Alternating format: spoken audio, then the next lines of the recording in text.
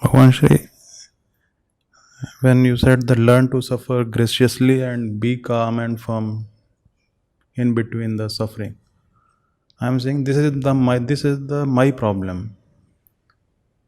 I am too much anxious to pass this suffering phase as early as possible. Because of that, like you were spitting, telling something outrageous is coming from me, and that is the main cause of that threat. I'm realizing several times, but it is like it happens. I'm not able to keep that calm. The reason is that we have a utopian image of a suffering free life. Huh?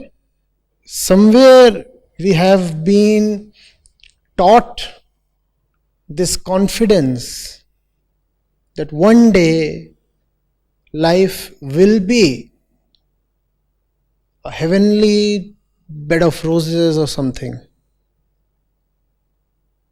So we take that as a possibility. We believe that such a thing can happen. It's just that such a thing is not happening with me. Now that's very frustrating. You believe that a utopian bliss is indeed possible. As it happens in the movies. What do they say? And they lived happily ever after. So you believe that kind of a fancy world indeed can exist. And when you find that it does not exist in your life, it makes you very, very frustrated. That comparison makes you very frustrated. And we have internalized that utopia.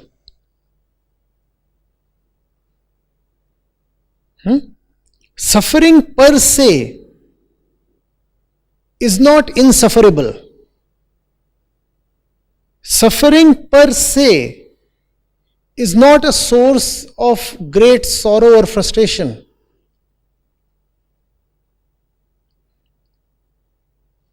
It is your state of suffering compared with the utopian heaven that makes you frustrated. The comparison makes you frustrated. Now, how to keep the comparison aside? By seeing that the utopia is purely imaginary. You are not born to be in bliss.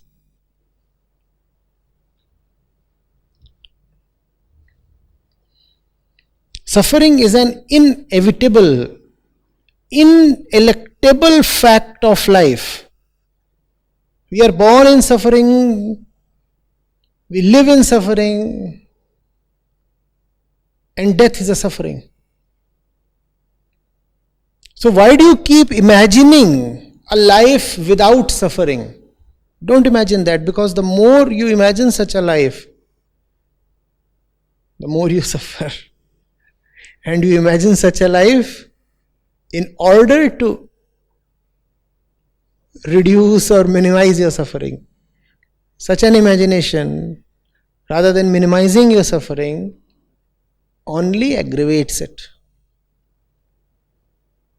Do away with the hope that one day you will come to a fabled land where everything is just perfect. The apples are perfect, they never get rotten. The water is perfect. The skies are perfect. The birds and bees are perfect. The lions and the deers are perfect. And of course, your darling is perfect. Oh, darlings. Because if there is perfection, there ought to be an abundance of darlings. That kind of a land doesn't exist. So drop that hope. It's a very self-defeating a very destructive hope.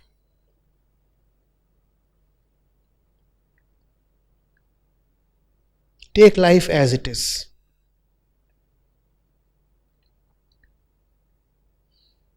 And then do your best to raise it as much as possible. Remember, you will never succeed in raising it to the best place, but you can do your best to raise it. Get the right definition of bestness, please. There exists no best place you can raise your life to. There exists no end point of perfection you can target. No. Then is life to be spent in mediocrity? No.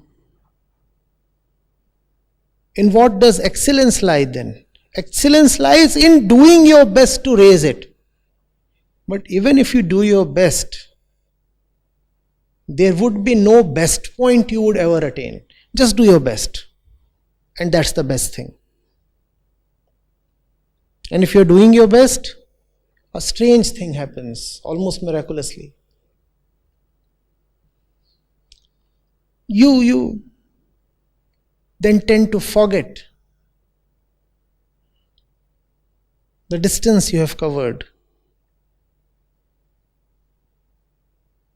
the measure of success you have obtained. Those considerations become progressively meaningless. Why? Because you have already done your best. What's the point in measuring your success now? You anyway couldn't have done anything more or anything better. You have already done the utmost possible to you. So then you don't even seek to compare. You say, the best has been done. I don't even bother to know the result now. Are you getting it? There is no option left to better what I have done. What I have done is just about the maximum I could do. That's the best way to live. Getting it?